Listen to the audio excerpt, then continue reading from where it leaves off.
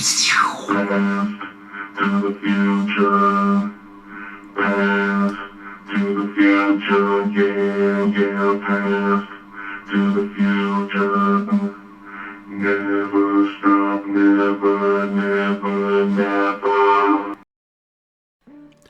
Hello and welcome. I'm the Prime Commander, and today I'll be reviewing the Elite Legends Mr. Fuji figure. I got mine from Target, and I must say that I am happy and more pleased with this figure than I expected. It's weird because Mr. Fuji is probably my least favorite manager from the era. You have the four major managers or heel managers in the WWF at the time, which was Heenan, Jimmy Hart, Slick, and then you had Mr. Fuji. And out of those, Mr. Fuji is probably my least favorite, but I am happy to have this figure finally because I was considering making a custom using the original Jakks figure. So thankfully I don't have to do that, and I do have this figure, so I will be able to use him when I get back to the matches. And considering that I'm not really big on Mr. Fuji as a wrestler, I'm unsure if I will even get to having or using him as a wrestler and just as a manager, but we'll see. Again, you know, Mr. Fuji is essential, he's historic, but he always was just my least favorite of the managers at the time. But anyway, let's go through this review of the Elite Legends Mr. Fuji figure. So starting off, we have the front view of the Mr. Fuji figure, and honestly there isn't much to say about it other than it's perfect. You know, it's weird. Again, it's amazing where some of my favorite figures, or you know, in theory what would be more or the characters or wrestlers that are more important, that they tend to always have issues with those particular figures. They never give you the figure exactly how you want it. Key point is the Hulk Hogan figure, the General Elite Hogan figure with that small body. It's very frustrating to me. But with the Mr. Fuji figure, they nailed it. There isn't really much that they could do wrong, and they've managed to nail all of his important points. I mean, it's just him in his tuxedo with the tails. He's got the cane, he's got that sinister smile, and he's got his hat. So there you go, it's Mr. Fuji, and they nailed it.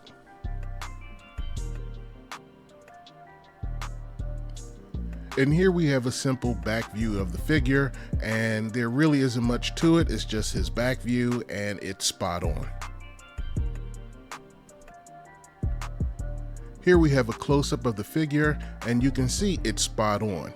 The only issue here is that my particular camera took the picture and it made it look overexposed, so you really don't get to see the aging on his face, but the figure does capture that appropriately.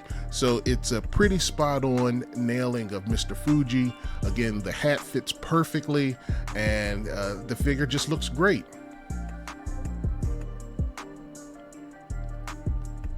Next up, we have this side profile view, and again, excuse me because most of the pictures came out overexposed. I really don't understand why they're so bright and why they look unfocused.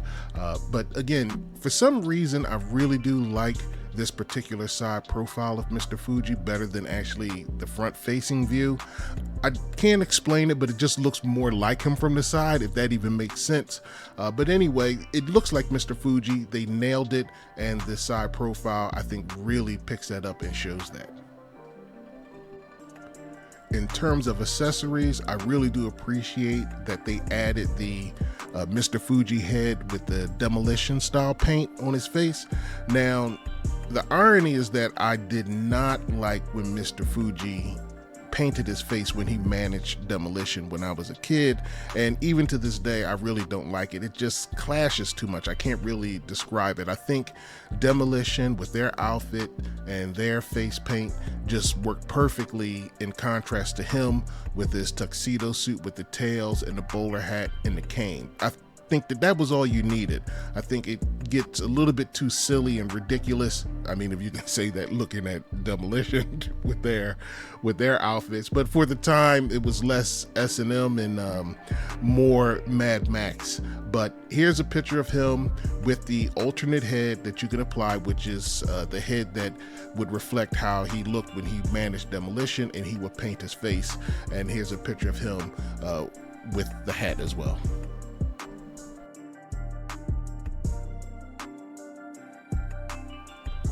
Now this picture came out a little bit better, but I think all of my pictures have an overexposed look with this particular camera. But anyway, this Mr. Fuji here is positioned in front of Sergeant Slaughter and the Ricky Steamboat figure, but he is appropriately sized, at least from what I could see so far. I don't have any Demolition figures yet.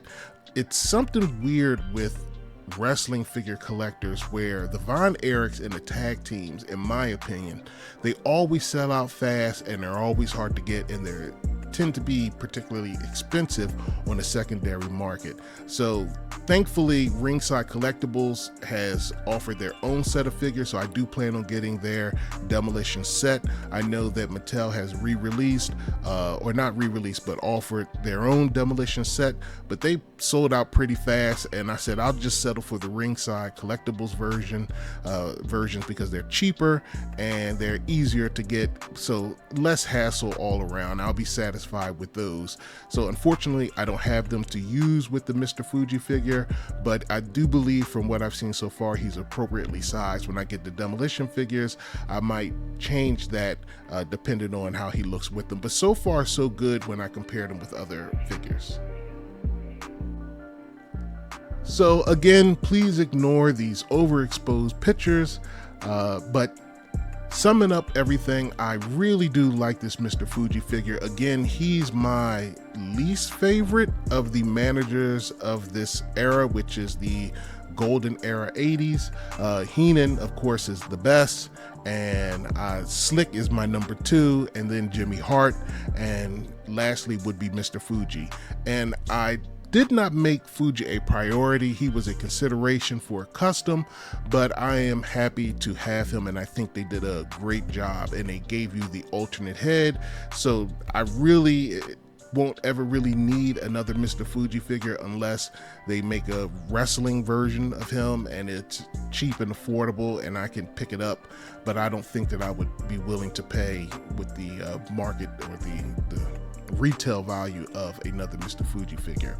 But anyway, here's my rating system for the Mr. Fuji figure, and it's weird because it's a perfect figure to me so far. Now again, I don't have any Demolition figures, so I can't compare them in terms of his height, but so far there's nothing wrong with him. And it's weird to me because I think about the Ultimate Warrior and the box set Ultimate Warrior that came out. I forget who was with them. I think with the Bruno Sammartino figure, and I forget who the 2 other ones were. I know I didn't care about them. I think they might have been modern wrestlers.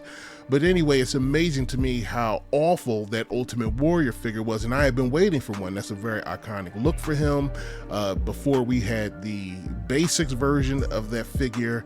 And so when they released that figure in the box set, to me it just looked horrible.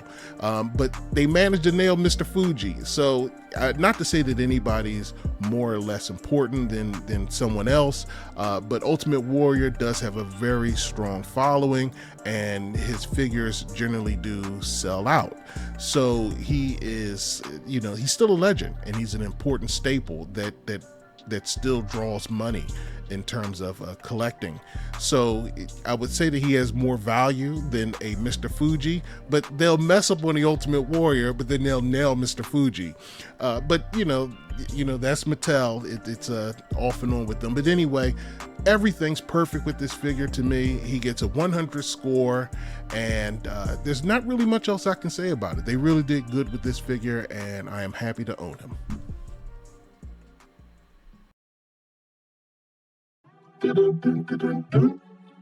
It's amazing, quite amazing. The adventures that we share, they're amazing, forever amazing.